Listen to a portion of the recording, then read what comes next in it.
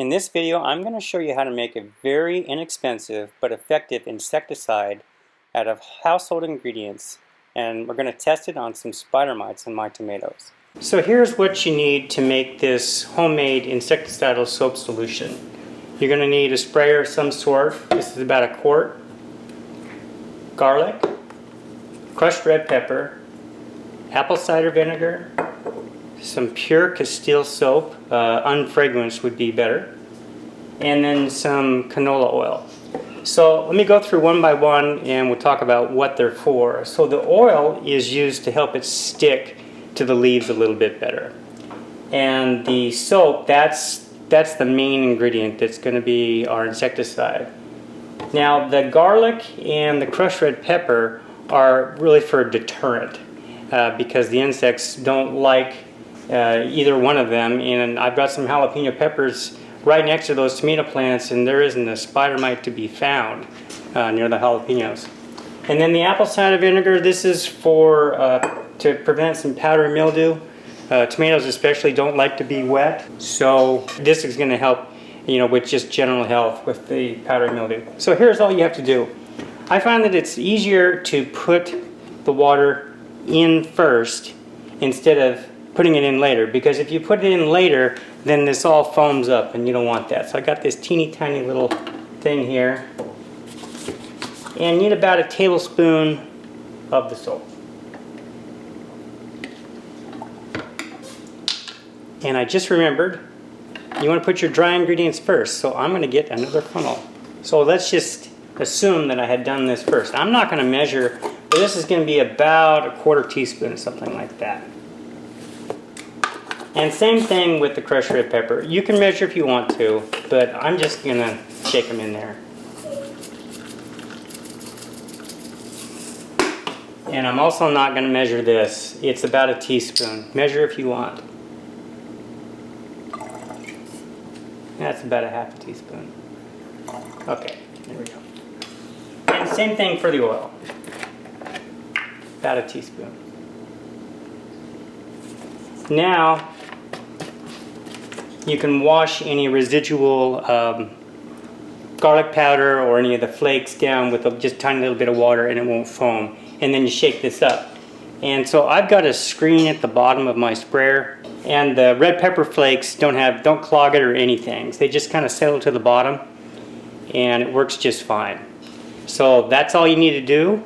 And I would suggest using a better sprayer. I've actually got one that goes upside down, but it's clogged and I need to order a new one. I haven't used it in quite a while. So this is just, I'm using this one in a pinch. Alright, so here is one of my tomato plants. And up on top we've got some pretty healthy leaves. But down on the bottom we have some spider mites starting to come in and damage these leaves. So I'm going to take my homemade insecticidal soap solution and test for a couple of things. First thing, I want to know whether or not this will repel or kill spider mites. And the second thing is I want to know if it will damage any of the leaves. So I'm going to spray this on both sides, but I'm going to pay more attention to the underside of the leaves because that's where the spider mites like to hang out. I'm going to give it a good spray on everything on the underside. And then also I'll spray on top too.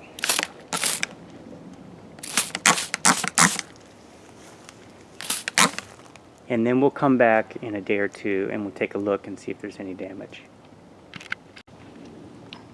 So here on this heavily damaged leaf right here, I'm going to spray it, and then I'm going to check this particular one for any live spider mites tomorrow.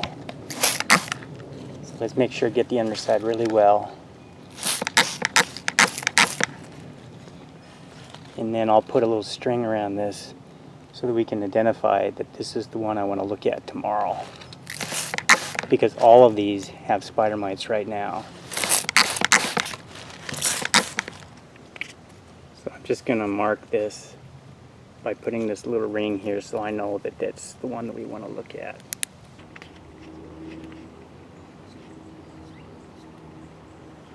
I don't know if you can see this or not, but there are two spider mites right there. It's the size of a pinhead right there, and another one over here. I'll try and focus. You can generally see with a camera, but after I sprayed these spider mites are no longer moving. Now I don't know if they're dead or not. They were moving before, so this is the leaf just slightly to the right, and it actually is upside down. So we'll test this leaf as well tomorrow to see if these two spider mites have moved at all, if they're dead, or what happens. Here's an example of a spider mite before I sprayed, and it's very active. It's walking around quite quickly, and that was typical of all the spider mites that I found on that leaf. Okay, so as you can see, there are a bunch of spider mites on there, so let's see if this kills them or not.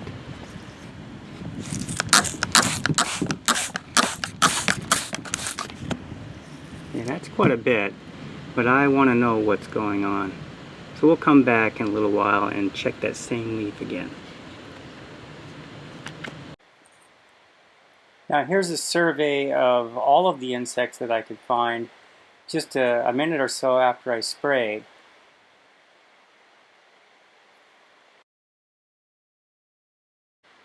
So this looks like an aphid, and he's not very happy at all.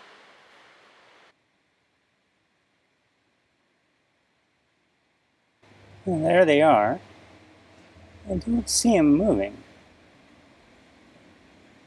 So let's come back in after this leaf dries and see what happens.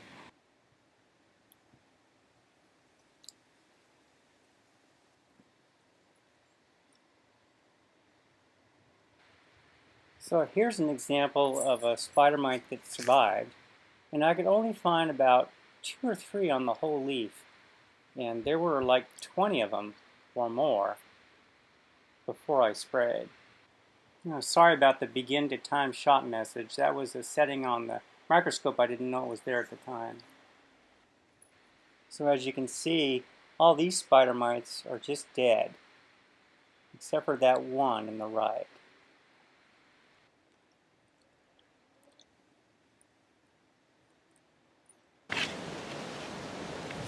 So it's a day and a half later, and I've sprayed this on all sides with this solution, and the leaves look pretty much the same, so there's no burning or anything like that.